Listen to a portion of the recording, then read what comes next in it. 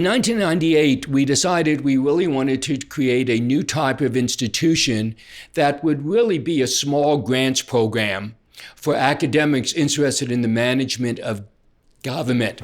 Specifically, we wanted to encourage research that was aimed at practitioners. We were very pleased with the responses we had from the academic community in 1998, and it really convinced us that there was an eager group of academics who really wanted to be helpful to government at both the federal, state, and local level, as well as we've also done some international studies. We wanted to really get studies turned around quickly and into the hands of practitioners. And that, I think, has really been a hallmark of what the IBM Center has tried to do. And we've really reached out to over 400 academics all over the world.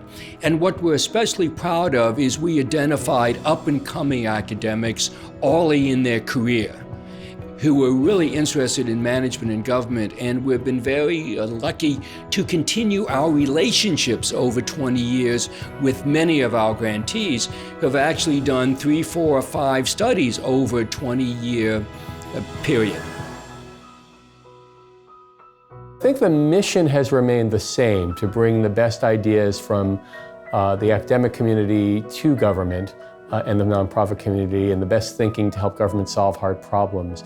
The way that we've done our work has changed. We do more global perspectives today than we did before. We reach around the world and had a number of reports and studies by authors from around the world and looking at topics in Europe and Australia, New Zealand, Asia, Africa, really the range of the continent. We also do more with technology and more with using the web to have exchanges and interplay of ideas and activities that lead to sort of a more rapid interchange that benefits government. So our website is now one of the primary channels that we use to intersect with both government leaders and government stakeholders. And we have a very active blog where we write about topical issues.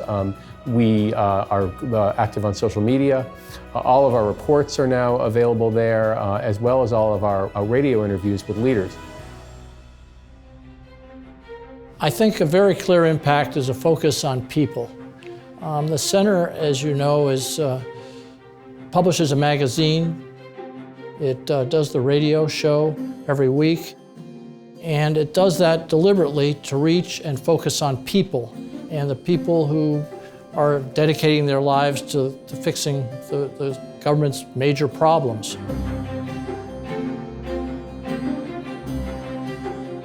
The center is a public sector institution, and it is a public sector institution because it sits at the intersection of government, business, and technology, and it's viewed by officials and by the ecosystem as informed, influential, and independent.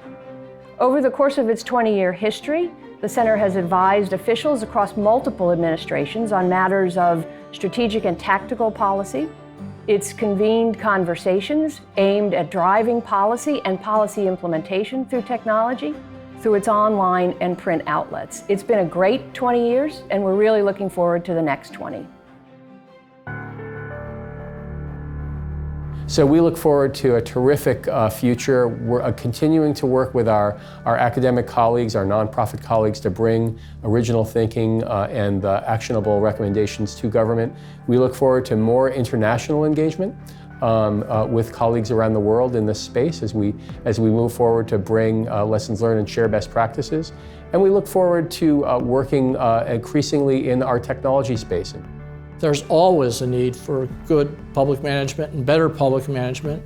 No matter how many problems or how many issues you fix, there are 2 or 3 or 4 or a dozen down the road that crop up that need attention.